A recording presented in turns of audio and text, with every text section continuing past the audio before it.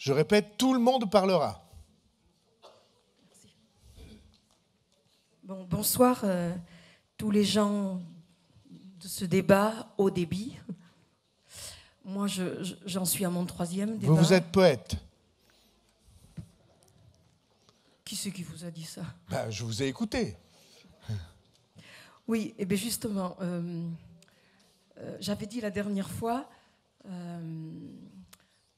que je me souvenais très fort des Shadocks. Donc je vais répéter ce que les Shadocks disaient à l'époque, pour les gens qui n'étaient pas là. Il vaut mieux pomper, même s'il ne se passe rien, plutôt que de risquer qu'il se passe quelque chose de pire en ne pompant pas. Bien. J'ai pas fini, ça c'était les Shadocks, c'est tout. Bon, donc je souhaite à nous tous de bien pomper ce soir. Bien que le débat en lui-même, moi je reste, c'est une belle chose, hein, mais je reste un petit peu dubitative quant à ses effets. Et la transition écologique, pour moi, c'est un non-sens, puisqu'il n'est plus temps de parler, à mon avis, de transition. On va à la vitesse de l'escargot. Mais bon, ça serait peut-être enfin l'occasion, si on s'y prenait à bras le corps sur cette affaire-là, de rentrer sur l'utopie que je décrivais la dernière fois, qui est, pour le coup, une transition démocratique. Voilà, donc urgence écologique. Et c'est bien que nous nous y mettions tous, parce que c'est important, l'intelligence collective. Tous les gens que vous nous avez présentés, M. Bayrou, face à nous, pourraient, s'ils se serraient les coudes, faire que le Béarn s'autonomise et devienne une petite contrée écologique à elle toute seule. Parce que c'est compliqué, il faudrait que ça soit national, ce gros chantier. Et même, ça ne serait pas suffisant, il faudrait que ça soit européen. Et même, ça ne serait pas suffisant, il faudrait que ça soit... oui, de tout ça. Alors, je ne vais pas m'étaler sur tous les détails, parce que j'en ai écrit une pleine page. Je préférerais, moi, reprendre un texte de Fred Vargas, si vous permettez, qu'elle a écrit en 2008. Donc, il faudra rajouter 10 années à ce texte. Et je le trouve superbe et je le trouve porteur. Voilà. Je peux y aller? Ça s'appelle La Troisième Révolution. Nous y voilà, nous y sommes.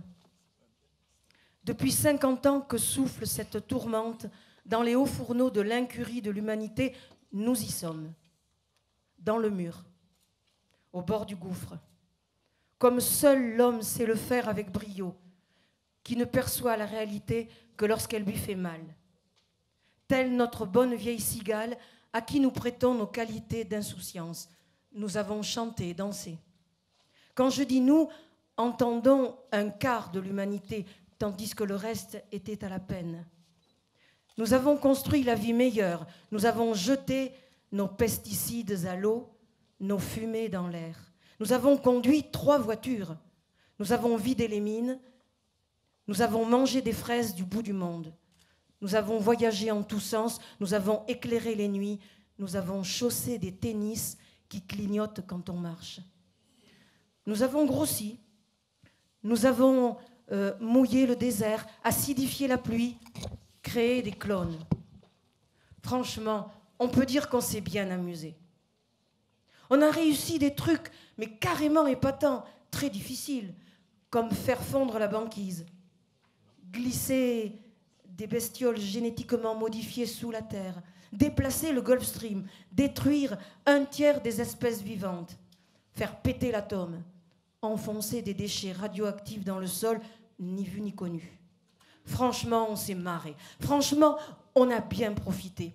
Et on aimerait bien continuer, tant il va de soi qu'il est plus rigolo de sauter dans un avion avec des tennis lumineuses que de biner des pommes de terre. Certes. Mais nous y sommes, à la troisième révolution, qui a ceci de très différent des 2 premières, je veux dire la révolution néolithique et la révolution industrielle pour mémoire, qu'on ne l'a pas choisie. On est obligé de la faire, la troisième révolution ? Demanderont quelques esprits réticents et chagrins. Oui, on n'a pas le choix, elle a déjà commencé, elle ne nous a pas demandé notre avis. C'est la mère nature qui l'a décidé, après nous avoir aimablement laissé jouer avec elle depuis des décennies. La mère nature, épuisée, souillée, exsangue, nous ferme les robinets de pétrole, de gaz, d'uranium, d'air, d'eau.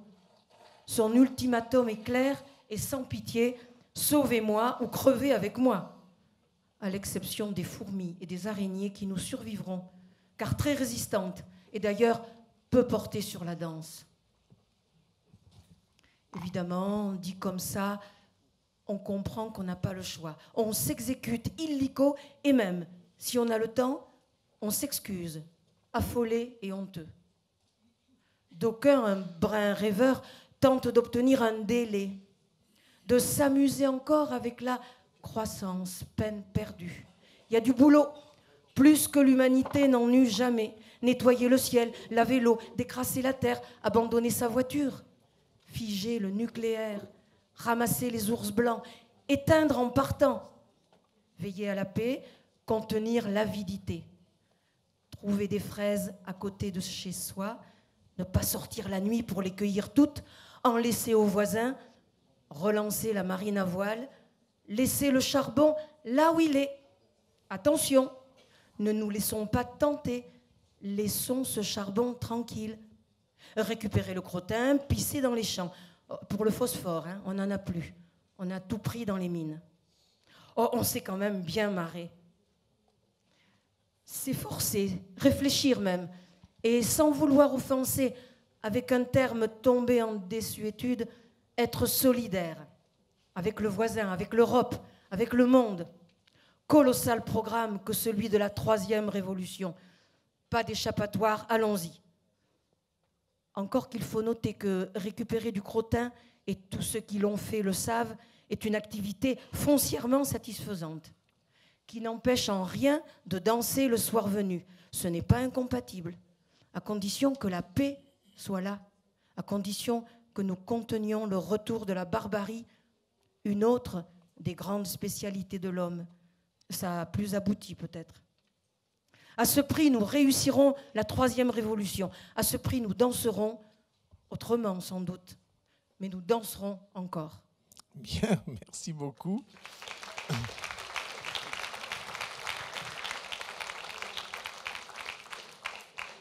Pendant votre intervention, je tweetais à Fred Vargas, dont tout le monde sait que je l'ai invité à Pau souvent.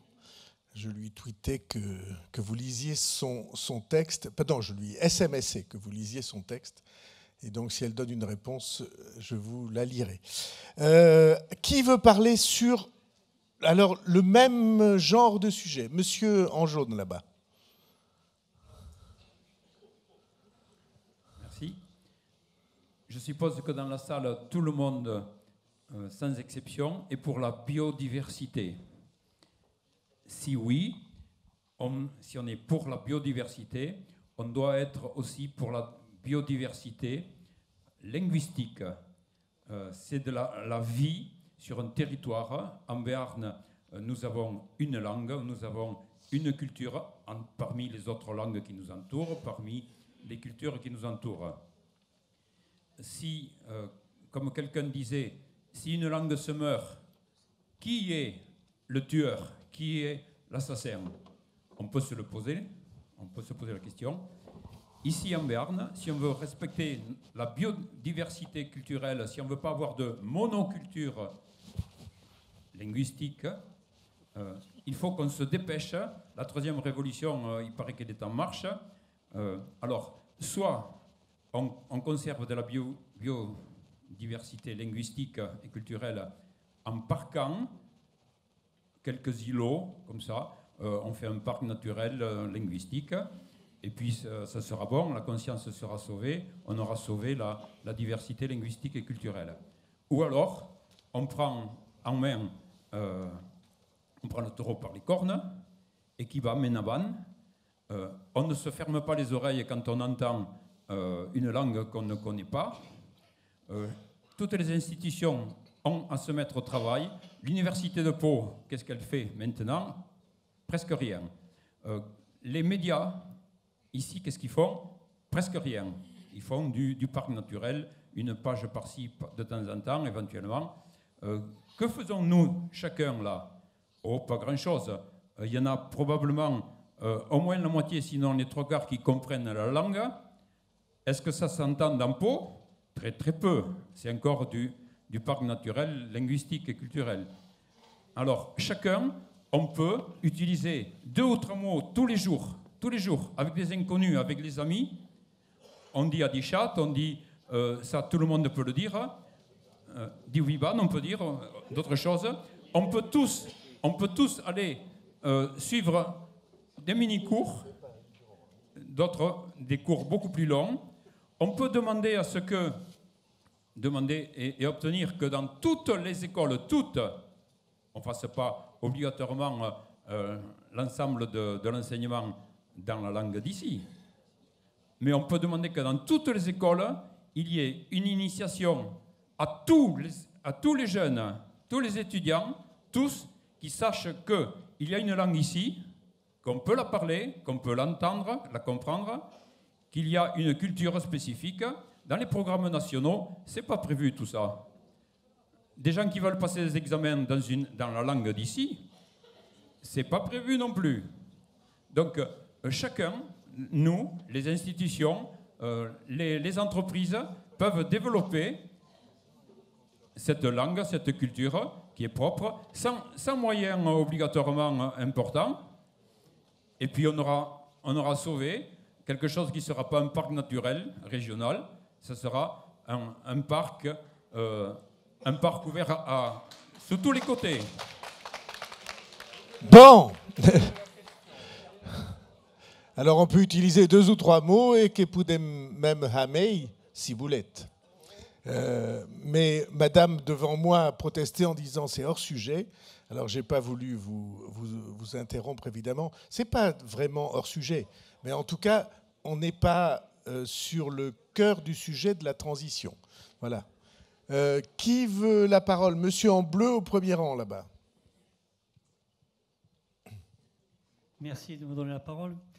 Je voudrais tout d'abord remercier les Gilets jaunes parce que si on est là ce soir, c'est bien grâce à eux qui ont incité le gouvernement à faire ces mesures. Après, je dirais que 2 heures pour un sujet aussi vaste que l'écologie, c'est un peu mesquin. Hein. Bon, enfin, mon propos c'est pas du là. tout. Non.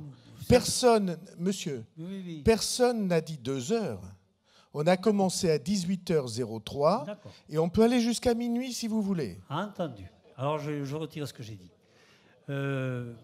Par contre, alors moi, compte tenu de ma toison, vous vous doutez bien, ça ne vous étonnera pas si je vous dis que j'ai voté René Dumont en 1974. J'espère que je ne suis pas le seul. Mais depuis cette époque-là, je me suis toujours intéressé aux problèmes écologiques. Et je n'ai jamais compris pourquoi les gouvernements successifs, de droite, de gauche, pourquoi ils ne faisaient rien ou si peu de choses. Parce que c'est quand même un grave problème. Aujourd'hui, on en a la conséquence. On est au bord de la falaise et on va faire encore un pas en avant.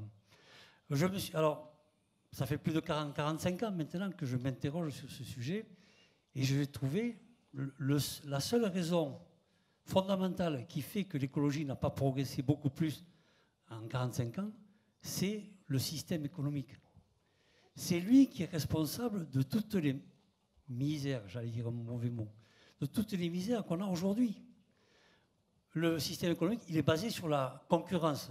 Mais attendez, c'est quoi la concurrence? Si tous les pays du monde avaient les mêmes capacités, de matières premières, s'ils avaient tous le même statut, la même fiscalité, on pourrait imaginer que la concurrence soit bonne, mais ce n'est pas le cas. C'est pas le cas. Ensuite, le système, il est pour la productivité au maximum. Mais c'est contraire au principe même de l'écologie. On ne produit pas beaucoup pour vendre beaucoup. C'est pas comme ça qu'il faut qu'on fasse. C'est au contraire, c'est l'inverse. Moi, je vous dis, si on veut vraiment avoir une transition écologique qui soit quelque chose de raisonnable, c'est pas en faisant des réunions comme ça. Hein.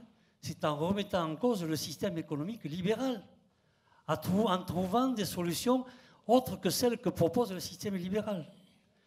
Arrêter l'enrichissement personnel au-delà de toute mesure, ça serait une première des choses. Arrêter de se faire de la concurrence et plutôt se faire développer un système coopératif, ça serait beaucoup plus intelligent. Il y a plein de choses comme ça qu'on pourrait faire. Et surtout, nationaliser tout le système bancaire et financier, parce que tout le système libéral, lui, il faut qu'il gagne beaucoup d'argent. Mais pas pour le peuple, pas pour que les salariés s'en servent, qu'ils soient bien dans leur vie, dans leur peau. Non, c'est pour enrichir les riches. Et les services publics, ça coûte cher, il faut payer. Mais le service libéral, il ne fonctionne que... Enfin, dans le système libéral, la politique ne fonctionne qu'avec deux choses, les impôts ou la taxe sur les produits. Et dites-vous bien une chose, c'est toujours les mêmes qui payent. Hein. C'est le contribuable ou le consommateur. Moi, je dis à mes copains du syndicat, on demande une augmentation de salaire. D'accord, le patron nous l'accorde, c'est bien. Mais le patron, il n'est pas con, hein. Qu'est-ce qu'il fait? Il va le répercuter sur ses charges. Qui c'est qui va payer finalement? C'est bien le consommateur. Donc, on est toujours les mêmes cochons de payants. Donc, c'est le système économique et même l'utilisation de la monnaie qu'il fait qu'il faut réformer. Et si on ne fait pas ça, c'est pas la peine de faire des grands débats. Hein. On n'arrivera à rien. Voilà, j'arrête. Merci beaucoup. Qui veut la parole? Monsieur en vert sur la gauche. Le monsieur en orange, je l'ai vu et je lui donnerai la parole. Je rejoins tout à fait monsieur. Voilà. Alors, encore une fois, la haute finance dirige tout, malheureusement, on n'en sortira pas. Et surtout, je voudrais que, si vous avez la possibilité d'aller voir à la médiathèque de Pau, Monsanto, monsieur Monsanto, et tout ce qui s'ensuit. Et là, vous aurez tout compris. Voilà. Alors, et j'en reviens en ce moment au glyphosate. Comment se fait-il que M. Macron fait marche arrière, comme par hasard? Alors, est-ce que c'est la faute est-ce que ce sont ici, dans le monde, est-ce que ce sont les lobbies qui dirigent tout? Première question. Lobby pharmaceutique, lobby des armes, tous ces lobbies qui alimentent à l'Assemblée nationale, qui vont dans les groupes parlementaires, qui font la pluie et le beau temps. Voilà. Alors, la question, elle est là. Moi, et malheureusement... merci. Et non, voilà. je vais donner la parole à Madame la Garonne. En vous disant, monsieur, une seule chose. Et je pense que Marie-Vonne pourra répondre très bien. Voilà. Monsieur, en vous disant une seule chose, ici et ailleurs que je connais, il n'est pas vrai que ce soit des lobbies qui commandent tout. C'est pas vrai. On peut avoir le sens du complot, on peut croire qu'il y a un complot universel, et moi je dis que ceci n'est pas vrai. Voilà, après, Marie-Vonne la Garonne. Bon, la question est vaste. Non, c'est le glyphosate, la question. Voilà, j'ai bien compris, mais elle est vaste quand même. Donc je vais essayer d'y répondre, au moins à la hauteur de mes capacités aussi à y répondre. Donc je ne vais pas reprendre l'histoire, mais vous savez en quoi et comment a été organisée et structurée l'agriculture depuis la Deuxième Guerre mondiale, hein, et avec les objets qui étaient posés derrière ça, c'est-à-dire de nourrir les populations, et de nourrir à un coût le plus bas possible. Donc le monde de paysans a toujours eu la capacité de résilience, parce que voilà, dans nos gènes, on est soumis aux contraintes climatiques, hein, bien plus que tout un chacun. Hein, on vit avec la météo, on vit avec le temps, et on répond aux enjeux. Et on le fait dans le plein respect de la nature. Ça, je pense que ça, il faut que vous l'intégriez complètement. Ça ne peut pas être autrement. Ça n'est pas dans nos gènes. Et que ce soit les générations de hier ou celles d'aujourd'hui, on est fait de ce bois-là, ça je peux vous le garantir sans souci. Donc ces enjeux, le monde paysan les a entendus, et il a fait avec les outils qui lui ont été offerts, toujours avec l'objectif de nourrir des populations, parce que c'était la commande, et de nourrir avec des prix de plus en plus bas. Parce que là où hier on mettait 60% du budget pour l'alimentation, aujourd'hui on est à 11%. Donc la commande était claire. Le monde paysan a répondu. On lui a offert des outils. Et les outils, c'était ceux de la maîtrise. D'abord la mécanisation, c'est-à-dire qu'on est passé de l'ère de la traction animale vers l'outil donc, qui a été la traction mécanique. Et après, on y a associé les éléments qui allaient avec, dont entre autres la chimie qui est venue apporter sa contribution. Alors je ne vais pas vous rassurer peut-être, mais je vais vous dire que les molécules qu'on utilise aujourd'hui et celles que vous avez nommées parmi tant d'autres sont bien moins toxiques que ceux qu'on a pu utiliser par le passé. Alors ça, voilà, bon, vous voulez ou pas l'entendre, mais ça c'est malheureusement, voilà, je veux dire, un constat. Et d'abord parce que voilà, on est utilisateur et je pense qu'avant tout, le monde paysan n'a pas envie de s'intoxiquer, pas plus que quiconque. Ce que je voulais vous dire aussi, c'est que dans l'utilisation, on a énormément réduit les quantités, ça c'est certain, et on est allé vers d'autres pratiques, entre autres sur l'agroécologie. Et aujourd'hui, vous voyez de plus en plus apparaître donc, des intercultures. Donc, je vous ai dit qu'il y avait 80 000 hectares de maïs ici. Donc, ce n'est même pas un tiers de la surface de ce département. Hein. Donc, des pratiques évoluent. Mais les pratiques évoluent avec les moyens que l'on est capable d'y mettre. Et à travers le temps, là où il y a eu des fonds internationaux autour du plan Marshall à une époque, et puis des fonds européens pour soutenir le développement de l'agriculture, les crédits ont été revus comme peau de chagrin. Aujourd'hui, je n'ai pas les outils, mais peut-être que certains dans la salle pourront venir en complément. La contribution sur le pôle recherche et développement agricole est extrêmement réduite. Et vous avez évoqué un sujet, celui des partenaires. Alors là, vous avez parlé de lobbying. Moi, je parlerai à un moment donné d'acteurs économiques, parce que je ne sais pas en quoi et comment on peut juger ce qui est un lobby ou ce qui ne l'est pas. Je dirais simplement qu'aujourd'hui, les contributeurs économiques sont les premiers contributeurs des programmes de recherche. Voilà. Mais ça veut dire que l'État, à un moment donné, s'est désengagé de la recherche fondamentale. Donc c'est un constat. Moi, je ne tiens pas de jugement et je n'ai pas à en tenir. Je dis simplement que c'est un constat. Donc aujourd'hui, ce qu'il se passe, c'est que l'État, les régions, sont partis sur des modèles d'appel à projet, c'est-à-dire qu'ils sollicitent l'ensemble des acteurs donc, du monde paysan pour voir les initiatives et aller chercher sur le territoire toute initiative heureuse, intéressante. Et partant de cet appel à projet, on regarde ce qui est reproductible et on le duplique. C'est une méthode. C'est sûrement bien moins cher que la recherche fondamentale, mais c'est beaucoup plus indépendant et autonome. Alors là, voilà, ça veut dire que derrière, c'est tout individu qui est contributeur et on est vraiment dans un modèle aujourd'hui de contribution collective sur le portage de l'expérience sur d'autres modèles agricoles. Je vous ai parlé des intercultures. Aujourd'hui, ça veut dire que derrière ça, on revient vers des pratiques mécaniques pour réduire l'utilisation de produits chimiques. Mais ça prend du temps. Et l'autre problématique, c'est celle que j'ai évoquée au début. Vous avez tous considéré, et j'espère que vous êtes prêts à payer, à mettre 60% de votre budget pour l'alimentation. Si on est tous prêts à ça, je peux vous dire que très très vite, on va répondre à votre enjeu de réduire effectivement l'utilisation de produits chimiques. Merci. Est-ce que les chimistes qui sont à la tribune veulent nous dire sur la question du glyphosate, puisque vous passez votre temps à analyser les résidus, alors vous allez nous dire ce qu'il en est de la dangerosité, enfin tout ce qu'on sait sur ce sujet, alors, à votre connaissance. Donc je fais partie, je me précise d'abord que je n'ai aucun programme de recherche financé par le secteur privé et par aucun des entreprises qui viennent d'être citées. Donc je n'ai pas de problème là-dessus et je suis tout à fait d'accord sur l'analyse évidemment des aides pour la recherche fondamentale qui fondent. Donc effectivement ça pose un certain nombre de problèmes. Alors pour le glyphosate, moi je ne vais pas en parler.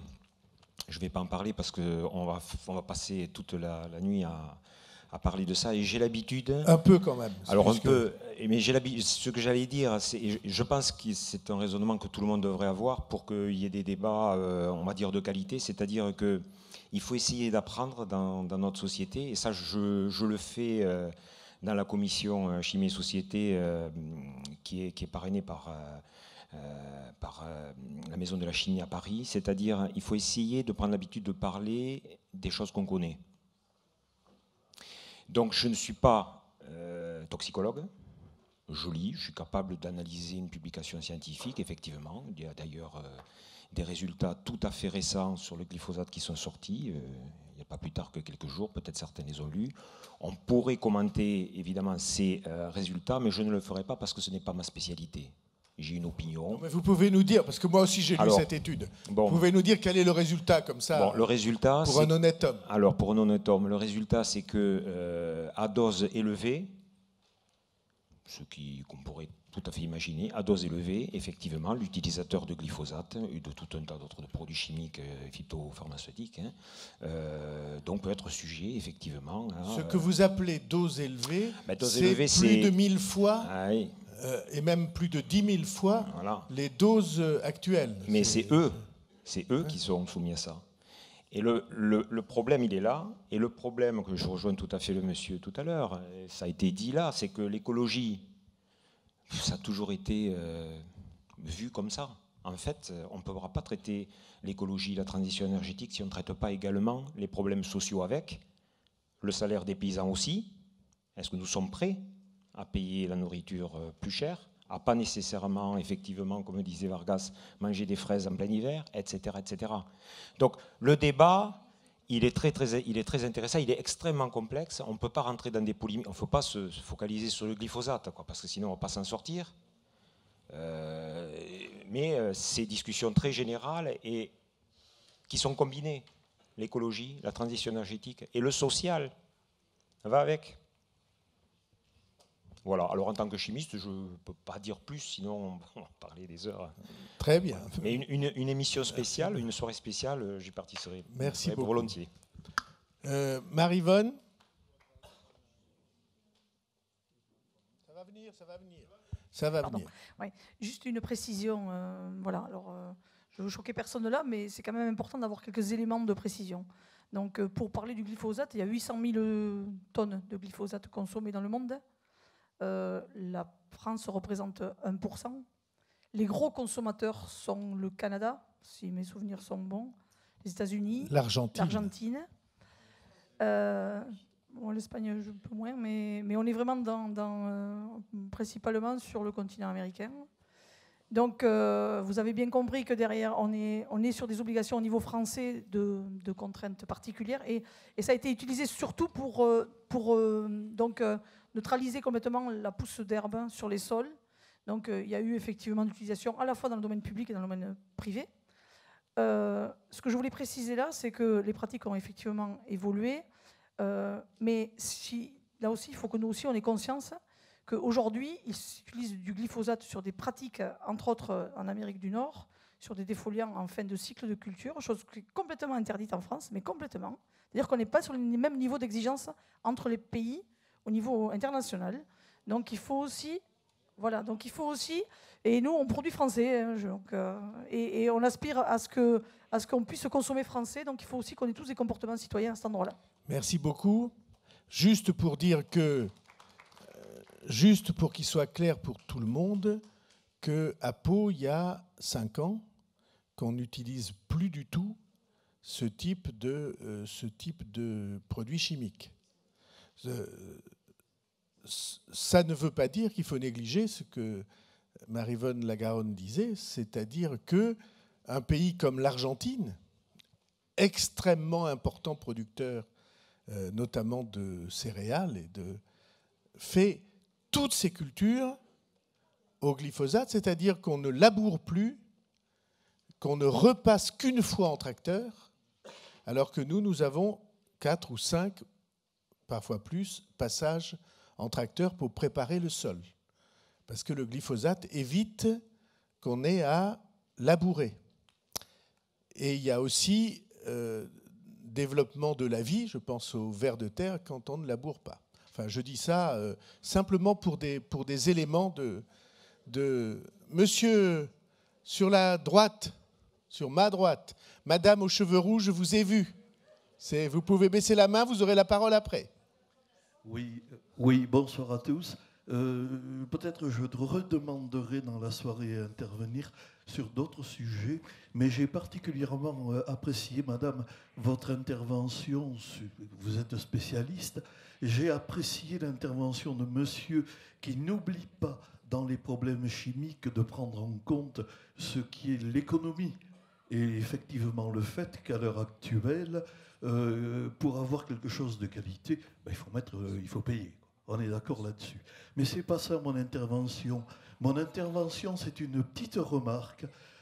Madame, dans la description que vous avez faite de l'origine de toutes ces choses-là, je vais me permettre de rajouter une chose.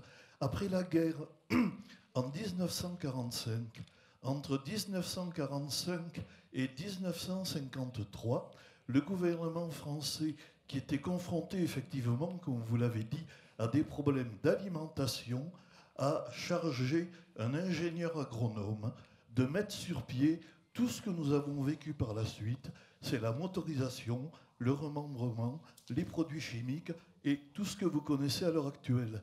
Et cet ingénieur agronome, il s'appelait René Dumont. Voilà pour monsieur qui a voté René Dumont, comme quoi il arrive que le serpent se morde la queue. Madame au premier rang. Oui, bonsoir, Monsieur Bayrou, bonsoir tout le monde. Je suis Madame Franqueur, infirmière à la retraite. Je voudrais rebondir sur ce qu'a dit monsieur. Il a dit, bon, il faut parler de ce que l'on connaît. Je suis absolument d'accord, mais moi j'aime parler aussi de ce que je ne connais pas, parce que ça m'apprend des choses. Et je voudrais demander justement à Madame la Garonne, pourquoi fait-on l'écobuage ?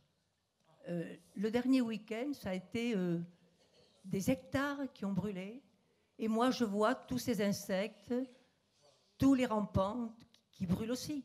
Donc, je me pose la question, pourquoi fait-on ? Parce que j'ai lu sur la presse, 2 jours après, j'ai lu sur la presse qu'il y avait des gens qui étaient pour et des gens qui étaient contre.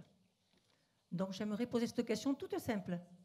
Parce que je ne la connais pas. Je ne connais pas. Je sais pas le pourquoi. Je vais essayer d'y répondre aussi simplement. Donc là aussi, voilà, on a une culture ici en territoire à réaliser l'écobuage. Depuis la nuit des temps, on a brûlé et on a brûlé la montagne. Et on a brûlé la montagne parce que la montagne, donc c'est des graminées, de l'herbe qui pousse, qui est destinée après au pâturage. Il y a aussi donc des fougères qui poussent là, des petits arbres, etc. Et dans le cycle de l'exploitation de l'herbe, bon, on est sur des estives, donc il y a 200 000 hectares dans ce département d'estives. Elles sont diverses, vraiment très diverses. Et on a les animaux qui déambulent à l'intérieur de ces estives. Alors là aussi, pour vous donner quelques éléments, en 1870, il y avait eu une épidémie donc, de fièvre afteuse et on avait fait un recensement du cheptel dans les Pyrénées. Et il y avait 180 000 vaches dans ce département. Aujourd'hui, il y en a 100 000. Et il y en a 25 000 qui montent en montagne. C'est juste pour vous donner quelques éléments de précision.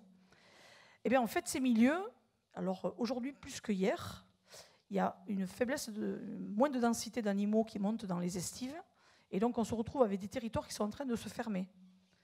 Et on a surtout des animaux qui déambulent, qui pâturent à des endroits, mais qui ne gèrent pas l'ensemble avec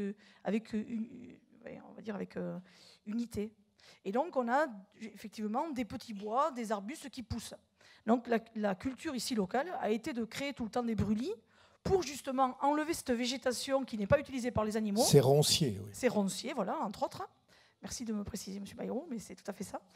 Et donc derrière, de permettre au milieu de rester ouvert et de faire que derrière, parce que par le fait de la construction, de la dégradation de ces matières végétales et la cendre, donc là aussi ça apporte des phosphates, on a une pousse d'herbe qui va être jolie et uniforme et qui permet derrière la pâture. Donc aujourd'hui c'est régulé ça. Avant c'était un peu anarchique, enfin anarchique dans le sens où il le faisait quand les conditions météo étaient là, c'est-à-dire il fait beau, il pleut pas, ce qui est rare chez nous quand même l'hiver. Et il n'y a pas de neige pour permettre de pouvoir intervenir. Par contre, ils ont toujours eu la culture du collectif, c'est-à-dire que le feu, il est géré. Il n'est pas livré à eux-mêmes. Maintenant, c'est régulé par un arrêté préfectoral et c'est interdit le dimanche, entre autres. Par contre, il y a toujours, mais comme dans toute règle, il y a des gens qui la transgressent. Et il y a des personnes qui ont fait effectivement des écobuages un peu sauvages, mais c'est une petite marge. Tout le reste est déclaré en préfecture et donc est régulé. Voilà. Alors, bon, effectivement, ces jours-ci, c'est très, très prégnant parce qu'il n'y a pas de vent. Souvent, on a des vents qui viennent balayer ces fumées. Elles sont descendues un peu plus bas et ça peut effectivement déranger. Mais l'objet premier, c'est de permettre le pastoralisme en montagne. Merci beaucoup. Je vais bouger. Monsieur sur ma gauche.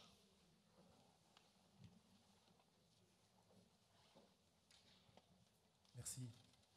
Juste en aparté, ce qui s'est passé il y a 15 jours ou il y a une semaine, moi ça m'a profondément, d'ailleurs ça a profondément choqué, humilié.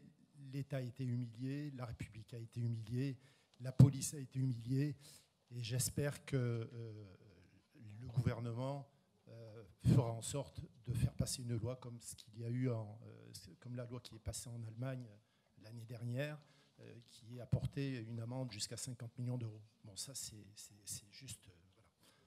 voilà. Vous parlez de l'interdiction de manifester avec le visage masqué? Non. Les insultes et ce qui s'est passé avec des propos antisémites. Les propos antisémites, oui, bien sûr. C'était extrêmement blessant et humiliant.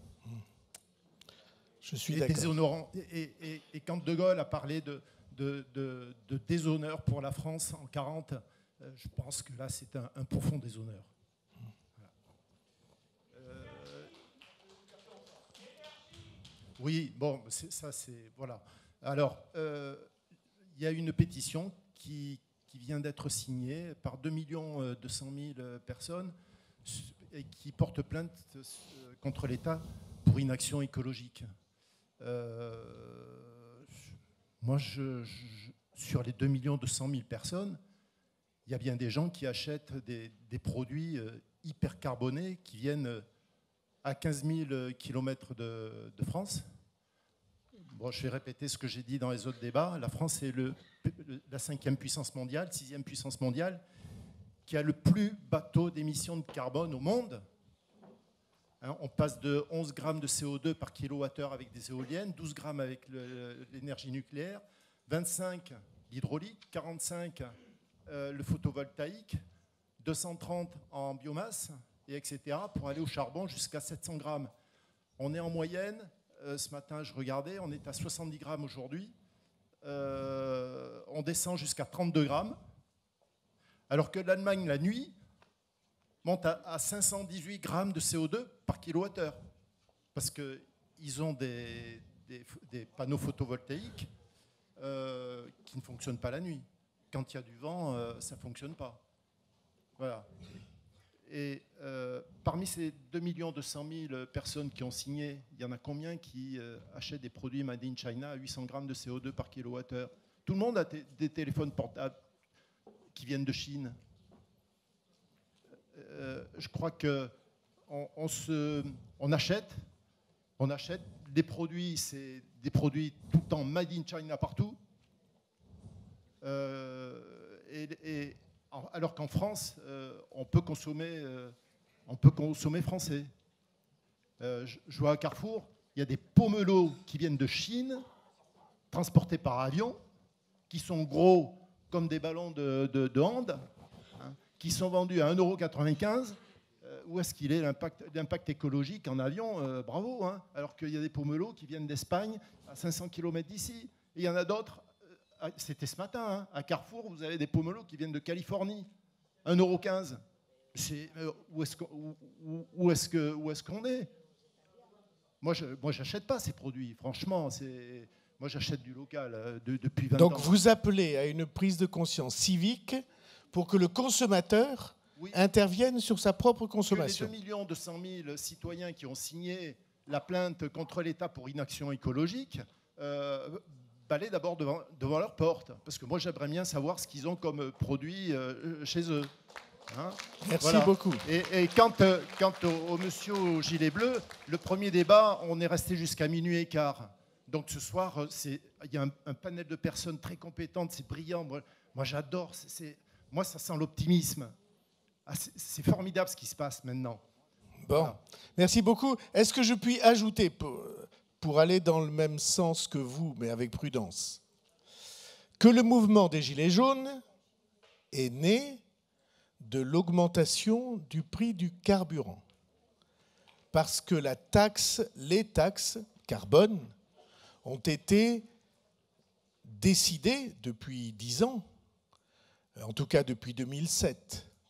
ont été décidées, c'est Nicolas Hulot qui en avait porté l'idée, ont été décidées pour augmenter le prix des hydrocarbures, le prix des carburants, pour qu'on en consomme moins.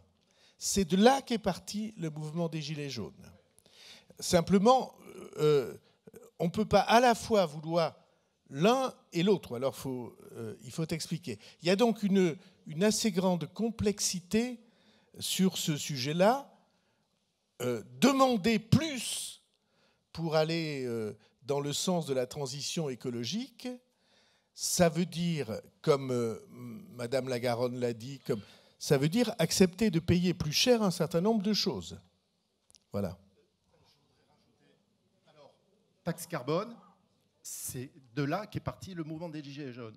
Pourquoi on ne met pas une taxe carbone sur des produits qui sont importés en France, comme il y a 49 milliards d'euros d'importation de produits chinois qui sont fabriqués à 800 grammes de CO2 par kilowattheure, on est à 17 milliards avec l'Allemagne. Pourquoi on ne met pas une taxe carbone sur ces produits? Au moins qu'il y ait une égalité avec nos industriels. Nous, avec nos impôts, on a financé de faire en sorte qu'on ait le plus bas taux de carbone d'émission au monde. C'est la même chose pour le glyphosate. On est ceux qui en consommons le moins, comme l'a rappelé Madame Lagaronne. On est raisonné. Merci. Je tourne monsieur au premier rang avec la chemise à carreaux.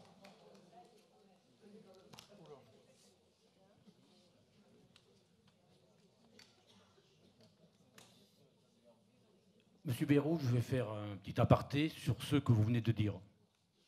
Vous êtes un homme de lettres, un essayiste, vous êtes très intelligent, vous êtes un homme... Moyennement, monsieur, je vous jure. Non, monsieur Bayrou, vous êtes très intelligent. J'en ai donc également la preuve. Vous êtes également aussi un homme de la terre. Et vous avez une ascension vers certaines sphères grâce effectivement à la culture. La philosophie également. Et je sais que Platon est une de vos références.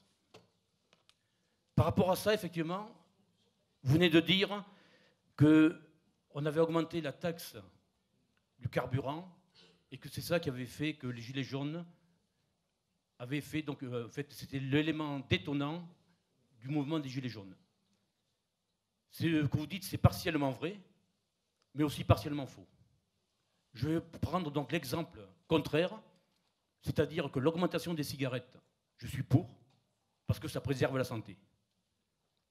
L'augmentation de la taxe du carburant, effectivement, initialement, j'étais pour, mais quand je vois que des gens, pour aller au travail, dépensent par mois, j'ai fait un calcul, entre 150 et 200 euros par mois, alors qu'avec un salaire de 1277 euros, on arrive juste à vivre, avec un reste à vivre de 0 euros. C'est-à-dire que la personne travaille, rentre chez elle et ne bouge pas. Ça, c'est juste un aparté sur ça. Effectivement, vous êtes un homme de lettres, donc vous savez très bien qu'en philosophie, le vrai du faux et le faux du vrai, en fait, ce n'est que quelque chose qui est tout à fait relatif. Maintenant, pour en revenir donc à ce débat, j'avais préparé une liste énorme et à la télévision, j'ai vu qu'à l'Assemblée, il parlait donc du RIC, qui est aussi un élément fondateur du mouvement des Gilets jaunes. Ce que j'ai entendu, ça m'a franchement déçu par rapport aux gens du gouvernement. Surtout...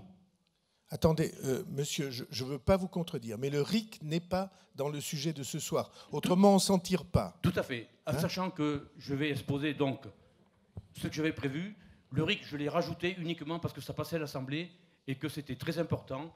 Maintenant, on peut faire ce que vous aimez, un vote démocratique. Est-ce que vous voulez que je vous parle du RIC donc, dans mon exposé? Non.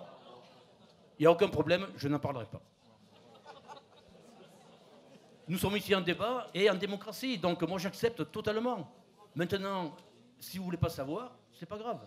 Au prochain débat, j'en parlerai. Voilà, donc je vais faire un exposé. Donc, au début, je vais faire une introduction. Le RIC, je n'en parlerai pas. Ensuite, je parlerai de la transition écologique. Et donc, je ferai aussi donc, une lettre ouverte à Monsieur le Président. Et en finale, donc, des questions à M. Bayrou. Et suite donc aux propos de notre élite locale, j'aurai quelques questions si j'ai le temps. Sinon, je poserai ça une autre fois.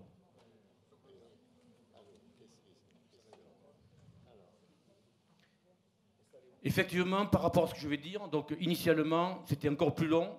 Et cet après-midi, donc j'ai réduit au maximum. Mais lorsqu'on veut exposer quelque chose, il faut quand même donner les raisons. Donc, monsieur le maire, mesdames, messieurs, avant tout, prenant la parole, je dois me présenter. C'est dans ce que j'ai vu, donc un débat à la télévision avec les étudiants, tous sont présentés. Ce qui n'est pas le cas pour les adultes. Je pense qu'on peut prendre exemple sur notre jeunesse. Je suis retraité et je fais partie de la classe sociale moyenne dans la fourchette basse, mais privilégié par rapport à certains citoyens qui n'ont plus un reste à vivre à la fin du mois. Je remercie les Gilets jaunes de la première heure. Leur action, leur ascendant donc au soutien profond dans les problèmes de... Alors attendez, là je reprends mes lunettes parce que là j'ai un petit problème.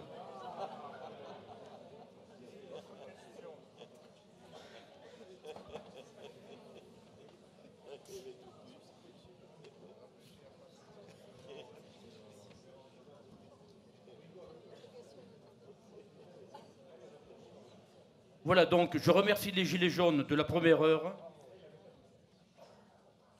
Leur action, un soutien profond, surtout dans la forme, mais en fait, donc, je les ai donc un soutien profond dans le fond, mais pas dans la forme. Ils sont à la source d'un changement profond de notre nation. Je remercie également, j'ai entendu ça à la radio, les étudiants qui manifestent donc pour une terre propre. Et leur slogan, si vous n'aimez pas la terre, quittez-la. Je remercie également M. Bayrou pour l'organisation des débats. J'ai assisté donc aux deux premiers et je ferai donc un bémol à la fin à la question. Il manque peut-être un élément.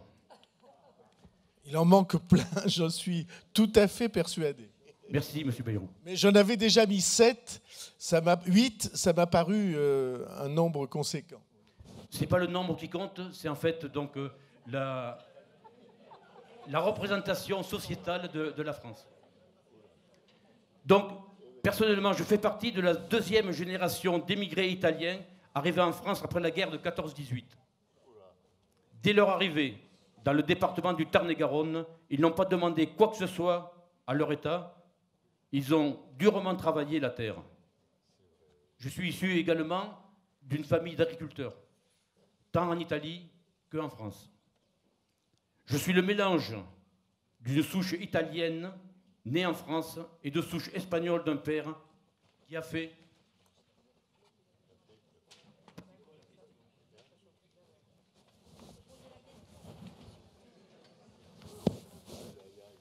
qui a fui le régime franquiste. Et pour ma part, je suis ni raciste, ni xénophobe, ni antisémite, ni antisioniste.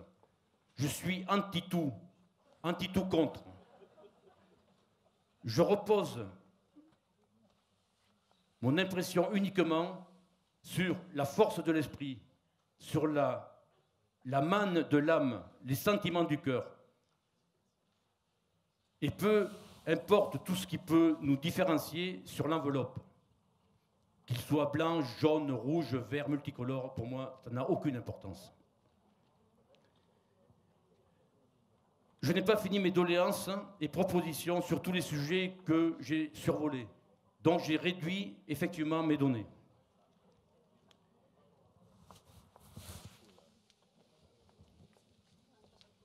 Et donc toute l'énergie que j'ai mise au service de mon pays, pour le servir, le défendre dans son mode de vie et ses valeurs.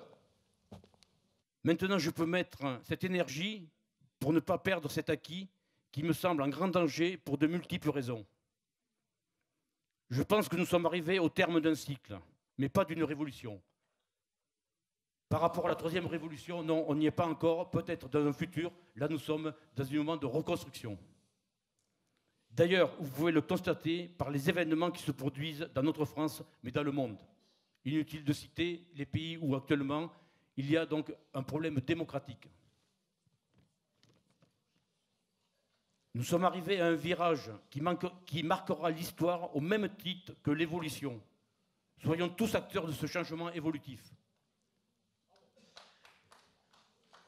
Pour cela,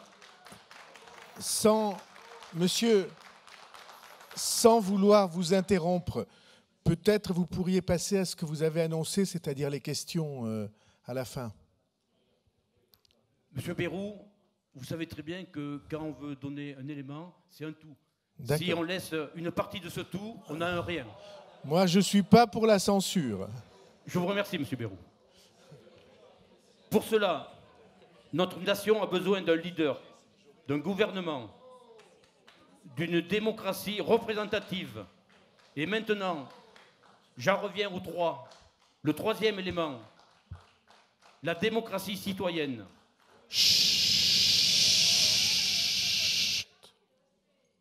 C'est ce troisième élément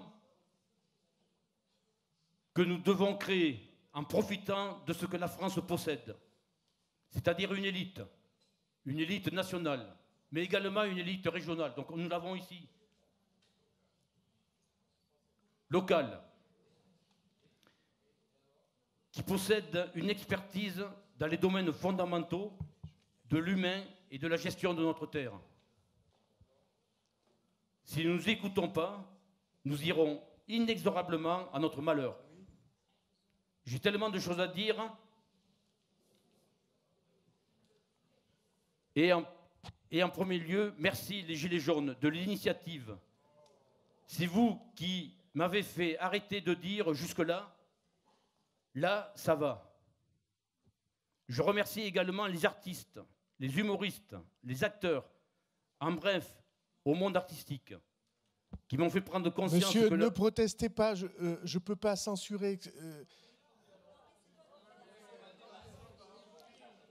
Bon, monsieur va dire encore quelques phrases et après on continue le débat. Très bien, donc je vais chanter quelques paragraphes, puisque c'est la majorité des personnes qui veulent, il n'y a aucun problème.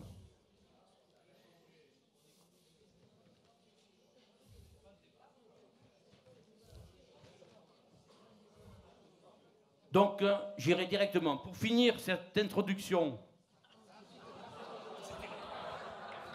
Merci. Qui n'est que les prémices d'une évolution. Je me base sur ces propositions sur un raisonnement principalement inductif.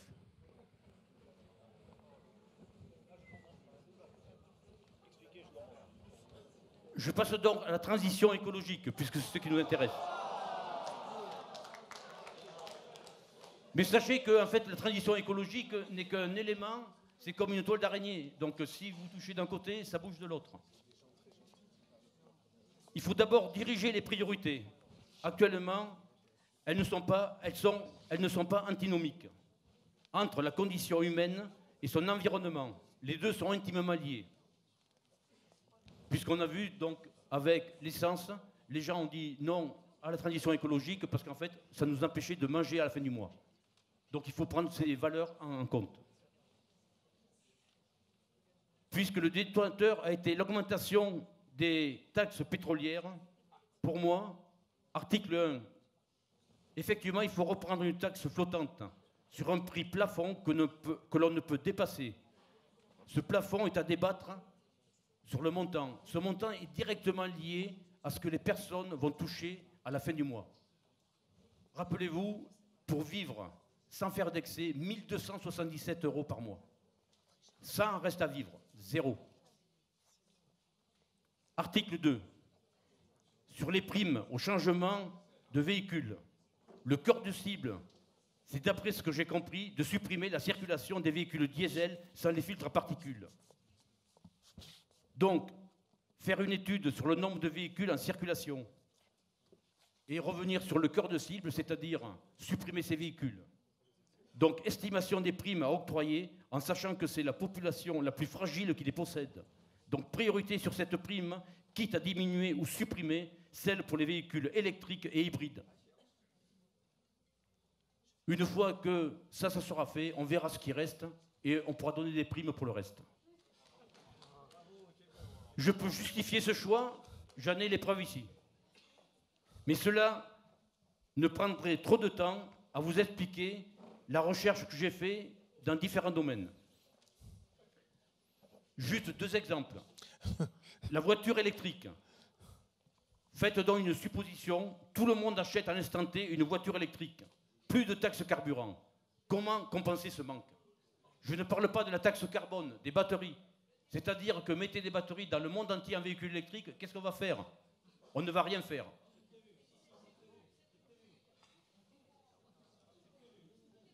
Il faut me répondre. Donc c'est un débat. Donc en fait...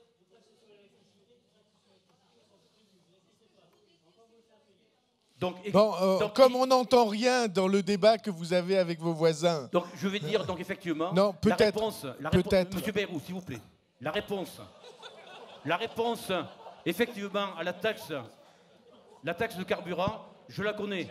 C'est en fait, on va taxer l'électricité au prix du carburant. Mais la réponse, je la connaissais. Deuxièmement, aura-t-on assez de matières premières pour les batteries au niveau mondial? Peut-être que la voiture à l'hydrogène sera une solution alternative. Monsieur Bayrou, merci. Pau, ville visionnaire, faudrait-il d'autres moyens alternatifs dans le service public des transports en commun? Et cela, etc., etc. Je peux vous en éballer une liste phénoménale. La voiture hybride, j'ai fait une petite enquête. La publicité de certaines marques, que je ne citerai pas, leur point central pour vous faire acheter ce type de véhicule. Le point central, la voiture roule à plus de 50% à l'électricité. Avec un modèle identique, la consommation baisse de 1 litre. Trouvez l'erreur. Bon, peut-être, pardonnez-moi, mais on va s'arrêter là. Vous pouvez faire par écrit, vous pouvez nous donner les questions par écrit. Tout à fait. Elles seront dans le compte-rendu. Tout à fait, vous le promets. Là, voilà. Il faudra que je la mette au propre et au prochain débat, je vous la remettrai. Merci. On va applaudir. Quelque chose de très important, c'est fini. Après, donc, les questions ne seront pas posées, elles seront posées la prochaine fois. Lettre ouverte donc à Monsieur le Président de la République.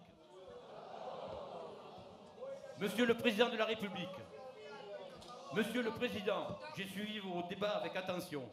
J'avais préparé un texte argumenté qui aurait pris la totalité du temps de ce débat. Donc, je vais faire court. Selon le modèle d'un sujet de base du bac, le tout pour le tout, je fais également ceci. Sur une copie blanche, je vais juste marquer, je tente le tout pour le tout. Je fais de même car le temps me manque, comme pour vous. Valéry Giscard d'Estaing avait lancé une bonne idée. Monsieur Bayrou, vous êtes au courant. Manger chez le citoyen. Mais il avait vu le fond, mais pas la forme. Il fallait juste inverser la forme, ne pas s'inviter, mais être invité. Monsieur Bayrou, je pense, pourrez-vous en parler? À une condition, c'est qu'après on s'arrête, mais que vous disiez Bayrou quand vous prononcez mon nom ici. Voilà. Parce que nous aussi, c'est la diversité culturelle et linguistique. Voilà. À tout seigneur, tout honneur, je ferai un effort. Très bien. Donc, Monsieur le Président, je vous invite à la date de votre choix. Je vous réserve la surprise sur le choix de mes invités, n'ayant que 8 places, 4 places pour moi, 4 places pour vous. Peut-être M. Bayrou sera-t-il invité. On dit Bayrou comme on dit Bayonne. Je vous prie de bien vouloir agréer l'expression de ma très haute considération. Merci beaucoup. Merci. Bon, alors, excusez-moi, je n'ai pas voulu interrompre ce monsieur. Je veux simplement dire, on va maintenant limiter les interventions à 3 ou 4 minutes, de manière que ça ne suscite pas les vagues qui étaient en train de naître au sein de votre assemblée. Oui, mais on a jusqu'à minuit. Bon, monsieur sur la droite avec le pull gris. qui va se présenter parce que, enfin, si vous le voulez, parce qu'en effet, c'est mieux de se présenter. Bonjour, c'est M. Courbin. Donc, je suis un citoyen lambda et justement, je voulais vous parler très rapidement, pour donner un ordre de grandeur de la transition, non pas écologique, là, mais plutôt énergétique qu'on a à faire. J'ai calculé que j'ai 2 voitures, je me chauffe au propane en citerne, je me douche normalement, hein. Je me chauffe normalement et j'ai calculé donc qu'il me fallait 170 mètres carrés de panneaux solaires si je veux être ancien modèle, si je veux être neutre par rapport à un bilan carbone. Et encore, quand je dis neutre, c'est sans compter l'alimentation et sans compter quelques voyages en avion que je m'autorise, à tort ou à raison. Ben voilà, est-ce que quelqu'un peut nous parler de cet ordre de grandeur, de quantifier l'effort qu'il faudra qu'on fasse, chacun d'entre nous, pour qu'on puisse avoir, pour que la Terre puisse absorber toutes nos émissions carbone. Messieurs de l'IPREM, est-ce que vous avez une réponse ou un début de réponse à cette question? Alors, vous avez entendu tout à l'heure ce que j'ai dit, hein? Si j'entends bien, les cellules photovoltaïques organiques, elles produisent moins d'électricité au mètre carré, mais leur bilan carbone est excellent et elles produisent aussi à l'ombre. Elles n'ont pas besoin d'être sur la face exposée au soleil des toits et des maisons. Et il y a donc un petit plus ou un gros plus de ce côté-là. Patrick Weiler va nous répondre sur la capacité de la planète touchée par les rayons du soleil. Bonsoir. Donc là, il y a une surface incommensurable en France, comme dans tous les pays du monde, c'est la toiture de chaque maison. Et là, on peut, pour les nouvelles constructions, on peut envisager de mettre à la place d'une toiture standard, mettre des panneaux photovoltaïques. Voilà. Déjà, il y a un premier élément de réponse. En ce qui concerne la consommation énergétique pour la précédente personne qui vient de parler, de voitures pour circuler, c'est ce que fait quasiment tout le monde maintenant, chauffage au propane, et 170 mètres carrés de panneaux photovoltaïques en bilan énergétique. Donc là, je crois qu'il a touché le cœur du problème dans la mesure où nous sommes dans une société qui a l'habitude de consommer, et de consommer avant tout de l'énergie, quelle qu'elle soit, sans se soucier du retour de la nature pour l'équivalent énergie consommée. Je m'explique. Quand on fait un trajet, on le fait un trajet en voiture, soit, mais on ne pense pas du tout au covoiturage, on ne pense pas du tout à s'associer avec une autre personne pour se déplacer. Ou on le fait, pour les trajets courts, c'est vrai, personne ou très peu de personnes utilisent le vélo. Donc c'est un changement de mentalité, un changement surtout d'habitude. On a pris l'habitude de faire certains comportements parce qu'on trouve que c'est plus facile, plus agréable de se déplacer en voiture plutôt qu'en vélo ou autre chose. Mais quoi qu'il en soit, nous sommes dans une génération qui sont privilégiées, en Europe en tout cas, où on peut avoir accès à une très forte quantité d'énergie et on peut consommer une très forte quantité d'énergie.